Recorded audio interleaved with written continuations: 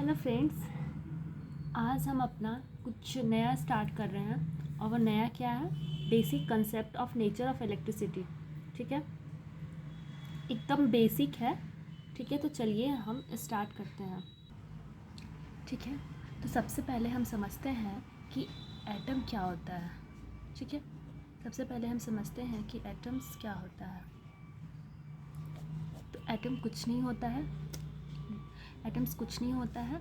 इसमें बस 3 टाइप का इलेक्ट्रॉन, प्रोटॉन और न्यूट्रॉन रहता है। ठीक है, और एटम्स में एक सेंट्रल पार्ट रहता है।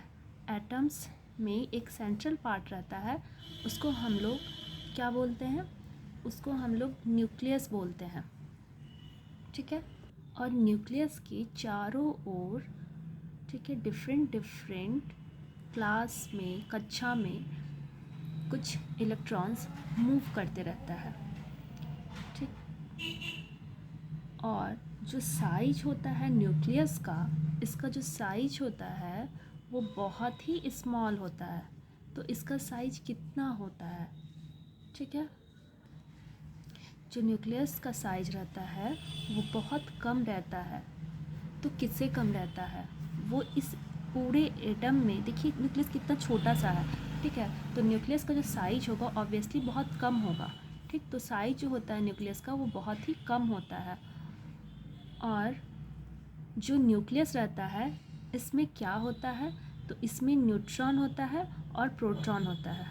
ठीक, और जो न्यूट्रॉन होता है इसमें कोई भी चार्ज नहीं होता है, और जो प्रोटॉन होता है इसमें चार्ज होता है। इसमें कौन सा चार्ज होता है? तो इसमें पॉजिटिव चार्ज होता है। ठीक है, अब देखिए, न्यूट्रॉन में कोई चार्ज नहीं होता है। ठीक, और जो चारों ओर इसके घूम रहा था न्यूक्लियस के डिफरेंट डिफरेंट ऑर्बिट में, उसको हम इलेक्ट्रॉन बोले थे।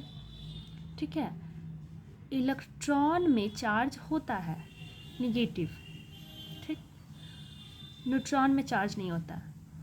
लेकिन जो प्रोटॉन का जो मास होता है वो जो प्रोटॉन का जो मास होता है वो न्यूट्रॉन के मास के इक्वल होता है। ठीक है, और जो प्रोटॉन का जो चार्ज होता है वो इलेक्ट्रॉन के चार्ज के इक्वल होता है। लेकिन इसका जो चार्ज का मतलब, जो चार्ज इक्वल कहने का मतलब है कि प्रोटॉन का चार्ज और इलेक्ट्रॉन का चार्ज का मैग्नीट्यूड इक्वल होता है। लेकिन ये निगेटिव, और इसका जो साइन होता है वो निगेटिव होता है और प्रोटॉन का साइन पॉजिटिव होता है। समझ में आया? मतलब कि मास, प्रोटॉन का मास इक्वल होगा न्यूट्रॉन के मास से। ठीक है, प्रोटॉन का मास जो है वो इक्वल होगा न्यूट्रॉन के मास से। प्रोटॉन का जो चार्ज का मैग्नीट्यूड है वो इक्वल होगा, चार्ज का जो मैग्नीट्यूड है वो इक्वल होगा इलेक्ट्रॉन के चार्ज के मैग्नीट्यूड से। ठीक है, वो इक्वल होगा इलेक्ट्रॉन के चार्ज के मैग्नीट्यूड से, और जो साइन दोनों का डिफरेंट होगा। समझ में आया? अब ये क्वेश्चन आता है कि इलेक्ट्रॉन का जो चार्ज, इलेक्ट्रॉन का जो चार्ज्ड पार्टिकल का जो मास है वो कितना कम होता है? तो 1/1837 टाइम्स ऑफ प्रोटॉन होता है। ठीक, 1/1837 टाइम्स ऑफ होता है, सॉरी।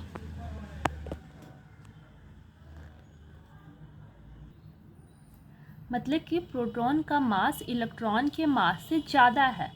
तो प्रोटॉन का मास इलेक्ट्रॉन के मास से कितना ज़्यादा है?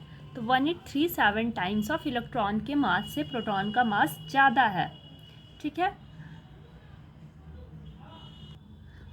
अब देखिए, एक एटम में जितना इलेक्ट्रॉन होता है उतना ही प्रोटॉन होता है। ठीक है, मतलब कि जनरली जितना इलेक्ट्रॉन होगा उतना ही प्रोटॉन होगा। एक एटम है, इसमें इलेक्ट्रॉन और प्रोटॉन इक्वल है। ओके, ठीक है।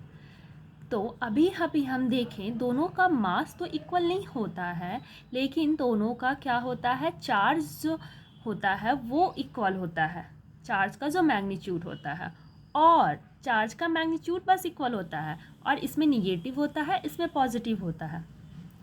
ठीक, मान लीजिए इलेक्ट्रॉन का -50 हो गया, मैग्नीट्यूड तो इक्वल है, साइन बस अलग है, और प्रोटॉन का कितना हो गया, +50। तो दोनों एक दूसरे को क्या कर देता है, कैंसिल कर देता है। तो दोनों एक दूसरे को जब कैंसिल कर दिया, तो हम ये कह सकते हैं कि जो एटम होता है वो इलेक्ट्रिकली न्यूट्रल होता है, मतलब उसमें ना ही पॉजिटिव चार्ज होगा और ना ही निगेटिव चार्ज होगा। ठीक है।